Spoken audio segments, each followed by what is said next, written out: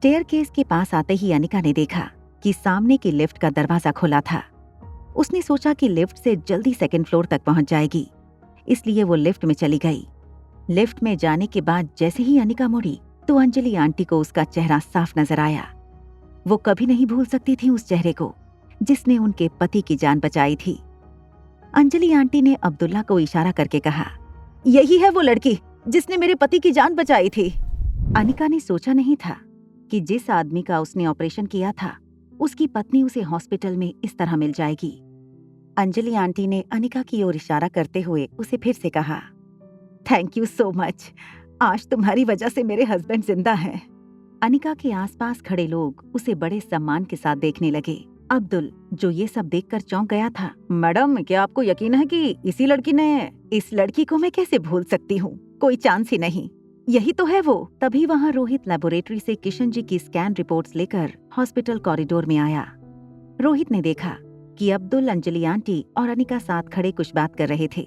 Aunty, आप इन्हें जानते हैं? क्या यही वो लड़की है? Yes Rohit, she is the one.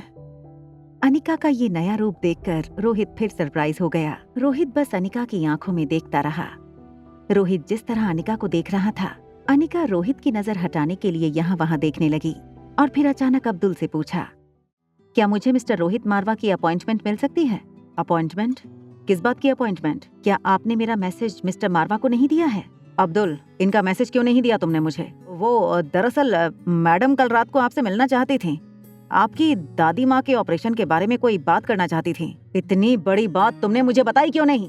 मगर सर, अनजाने में किसी की जान बचा लेना एक बात है और आपकी दादी माँ की जो कंडीशन है उसे ट्रीट करना बहुत अलग बात है। इसलिए मैंने सोचा कि आप किसी इंसान की काबिलियत पर कैसे शक कर सकते हो जब आपको पता ही नहीं उस इंसान की काबिलियत क्या है। देखिए, दादी माँ का ऑपरेशन अगर कोई कर सकता है तो वो सिर्फ डॉक्टर अमृता हैं।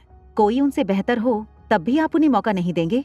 इससे पहले कि अब्दुल कुछ कहने जाता, रोहित ने हाथ के इशारे से उसे रोक लिया। रोहित ने अनिका से कहा, दादी माँ चंडीगढ़ के अस्पताल में हैं।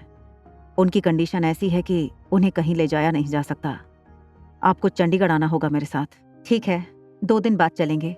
मुझे मेरी बुआ को अंडर ऑब्जर्वेशन रखना होगा। जब अनिका फिर से मुड़कर लिफ्ट की ओर जाने लगी तब रोहित ने उसे पूछा, मिस अनिका, क्या मैं जान सकता हूँ कि आप हमारी मदद क्यों करना चाहती हैं? अनिका चलते चलते रुक गई।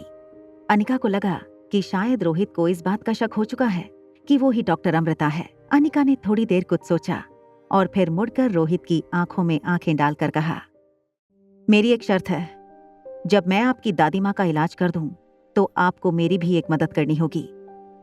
मैं यहाँ किसी को ढूंढ रही हूँ और उसे ढूंढने में आपको मेरी मदद करनी होगी। आप किसे ढूंढ रही हैं? एक बार आपकी दादी माँ का ऑपरेशन हो जाए उसके बाद बताऊंगी। इतना कहकर अनिका लिफ्ट के अंदर चली गई। जैसे ही अनिका के लिफ्ट का दरवाजा बंद हुआ, रोहित का ध्यान अंजलि आंटी पर गया। हॉस्पिटल कॉरिडोर में रखी एक बेंच पर जाकर वो बैठ गई थीं और मन ही मन कुछ सोच रही थीं। रोहित उनके पास गया और उनके कंधे पर हाथ रखकर उनसे पूछा, आंटी, आप ठीक तो है ना? मैं बस कुछ सोच रही थी। इस लड़की को देखकर मुझे ऐसा लगा जैसे बहुत पहले से मैं इस लड़की को जानती हूँ।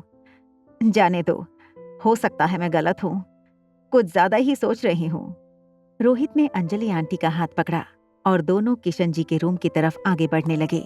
जैसे ही रोहित अंजलि आंटी को लेकर रूम में आया, किशन जी ने रोहित से कहा, अरे बेटा रोहित, तुम क्यों इतनी तकलीफ उठा रहे हो?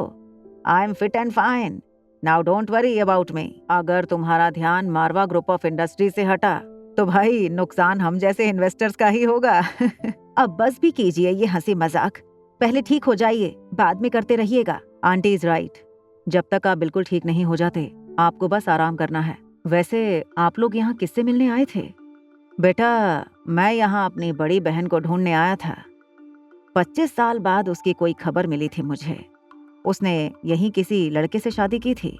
उसकी सरनेम गुलेरिया थी, मगर मुझे पता चला कि 2 साल बाद एक बच्ची को जन्म देकर मेरी बहन हमेशा के लिए हमें छोड़कर चली गई।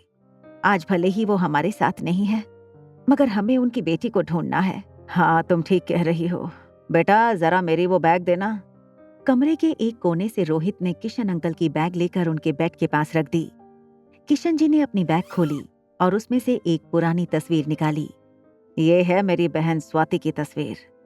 तुम जब वहां जाओगी और स्वाति की बेटी से मिलो तो आकर मुझे बताना, क्या स्वाति की बेटी की सूरत मेरी बहन से मिलती है? तस्वीर देखते ही अंजलि आंटी के होश उड़ गए। किशन जी की दी हुई फोटोग्राफ और अनिका की सूरत हूबहू मेल खाती थी। अंजलि आंटी ने रोहित की तरफ देखा और रोहित को पूछने लगी, बेटा रोहित, अभी जो लड़की हमें बाहर मिली थी, वही लड़की जिसने कल अंकल की सर्जरी की थी, वो तुम्हारी होटल में रहती है ना? क्या तुम उसका नाम जानते हो? हाँ आंटी, उसने बताया तो हमारी बात भी हुई। आप जानती हैं उसका नाम अनिका है।